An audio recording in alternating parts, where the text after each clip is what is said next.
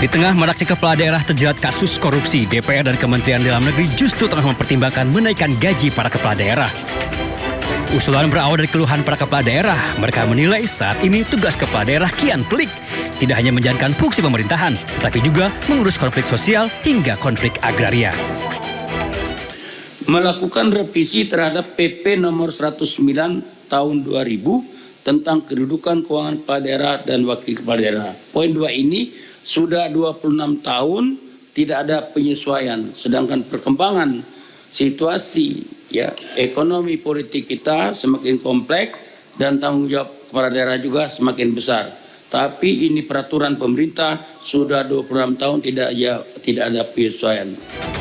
Menanggapi usulan dari anak buahnya, Menteri Dalam Negeri Tito Karnavian menyebut membuka peluang merevisi peraturan pemerintah nomor 109 tahun 2000 yang mengatur keuangan termasuk gaji para kepala daerah.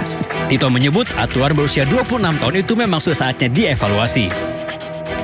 Ini dibuat peraturan ini di tahun 2000. Sekarang kita tahun 2026.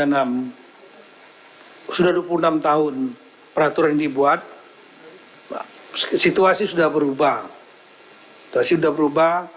Kenaikan harga juga barang-barang sudah berubah. Kurs juga sudah berubah. Kalau mungkin mau dilakukan penyesuaian, disesuaikan keadaan saat ini, itu bisa saja dilakukan penyesuaian. Tapi sekali lagi, kalau yang berkaitan dengan PAD, saran kami ini juga dipertimbangkan. Meski membuka peluang untuk menaikkan gaji para kepala daerah, namun menurut Tito, besaran dana operasional nanti akan disesuaikan dengan prestasi dan capaian kinerja para kepala daerah. Tim Liputan Ainus melaporkan. Pemirsa, ramai dibahas di DPR soal peluang menaikkan gaji kepala daerah. Gubernur Sumatera Utara Bobi Nasution mengaku menyetujui usulan tersebut. Namun menurut Bobi secara pribadi ia tidak pernah mengusulkan kenaikan gaji kepala daerah.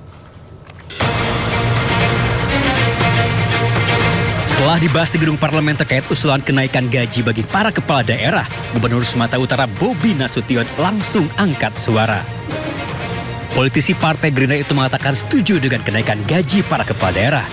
Namun menurut Bobi, kenaikan gaji para kepala daerah harus disesuaikan dengan peningkatan kinerja mereka. Ya, kalau itu sudah keputusan asosiasi, saya sebagai anggota asosiasi pasti ngikut. Tapi kalau bersama pribadi, saya tidak pernah menyuarakan dan meminta. Kalaupun naik, harus ada KPI-nya juga lah. Karena kan kenaikan itu harus ada penilaian juga. Ya, kalau dibilang boleh nggak naik, boleh. Tapi harus ada KPI-nya, ada nilai ukur kerjanya dulu. Mungkin yang bagus, boleh lah dapat. Kalau yang nggak bagus, nggak usah dapat lah. Bobi juga menyebut jika wacana kenaikan gaji para kepala daerah sudah lama digaungkan. Namun, belum mendapat tanggapan, baik dari DPR maupun dari Kementerian Dalam Negeri. Namun dengan tegas Bobi menyebut sebagai kepala daerah, ia tidak pernah mengusulkan kenaikan gaji. Sebelumnya, Menteri Dalam Negeri Tito Karnavian menyebut akan membuka peluang merevisi peraturan pemerintah nomor 109 tahun 2000 tentang hak keuangan para kepala daerah, termasuk gaji mereka. Tito mengklaim aturan berusia 26 tahun itu sudah saatnya direvisi, mengikuti kondisi dan perkembangan zaman. Dari Medan, Sumatera Utara, Aminur Rashid Ainus melaporkan. Pemirsa, Wali Kota Bandung Muhammad Farhan terkejut ketika mengetahui 10 pohon besar di pinggir Jalan R.E. Marta Dinata dan juga Jalan Cihapit, Kota Bandung, Jawa Barat ditebang tanpa izin. Ya, Farhan menduga penebangan pohon yang berada tepat di depan lapangan padel tersebut dilakukan tanpa izin untuk kepentingan reklame berbentuk videotron di atas bangunan lapangan padel. Gue segel nih tempatnya. Jangan ketawa lo. Gue serius. Gue segel di tempat. Begitu terbukti di tempat, bayar orang potong pohon sini. Gue segel semuanya. Ketawa sekarang. Wali Kota Bandung Muhammad Farhan meluapkan kemarahannya saat mendapati 10 pohon di Jalan R.E. Marta Dinata atau Jalan Riau ditebang tanpa izin dan langsung dilakukan penyegelan di lokasi kejadian. Tindakan penebangan pohon tanpa izin sebagai bentuk pelanggaran serius. Pohon-pohon yang selama ini menjadi peneduh kawasan telah hilang akibat tindakan yang tidak sesuai aturan.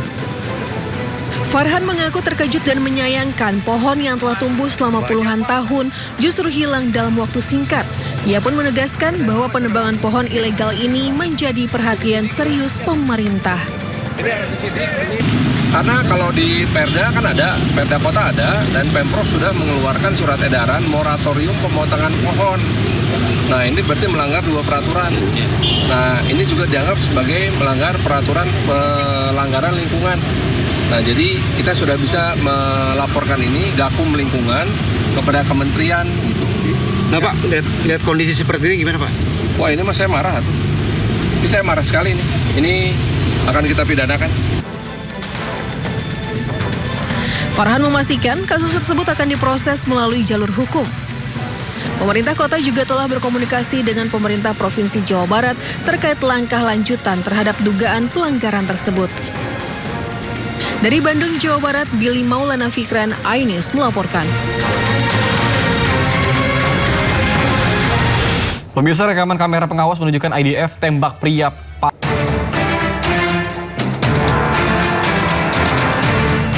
Sidang pra-peradilan Ciri 3 tersangka kasus ijazah Presiden ke-7 Republik Indonesia, Joko Widodo, yaitu Roy Suryo, kembali digelar di Pengadilan Negeri Jakarta Selatan pada Jumat pagi. Roy Suryo kali ini mengajukan pra-peradilan dengan menggugat Polda Metro Jaya untuk mengganti rugi sebesar 206 juta rupiah. Rincian gugatan yaitu ganti rugi material senilai 106 juta rupiah dan ganti rugi imaterial senilai 100 juta rupiah. Dalam agenda sidang hari ini, Roy menghadirkan ahli pidana yaitu Didit Wijayanto Wijaya. Menurutnya, Didit akan memberikan pandangan terkait kesesuaian permohonan ganti rugi dengan ketentuan dalam KUHAP. Pergantian atau soal misalnya ganti rugi itu apakah berkesesuaian dengan KUHAP yang baru ya gitu, karena KUHAP yang baru kalau saya tidak salah di pasal 173 itu ada ya gitu, dan nanti beliau akan menerangkan di pasal 1 juga ayatnya berapa kemudian apakah yang kita mohonkan itu sesuai atau tidak, itu yang akan kita pertanyakan. Sebelumnya pada sidang pra-peradilan pertama, Hakim Tunggal I Ketut Darpawan mengabulkan sebagian permohonan Roy Suryo. Sidang menyatakan bahwa penggeledahan, penangkapan, dan penahanan dirinya tidak sah. Sementara sidang pra-peradilan kedua yang menggugat penetapan tersangka ditolak hakim. Tim Liputan iNews melaporkan. Pemirsa, lantaran hina wartawan, politisi sekaligus anggota DPR RI Dedi Sitorus dilaporkan ke Mahkamah Kehormatan Dewan. Ya, Dedi dianggap merendahkan profesi wartawan dan tidak ada etikat baik untuk meminta maaf secara terbuka.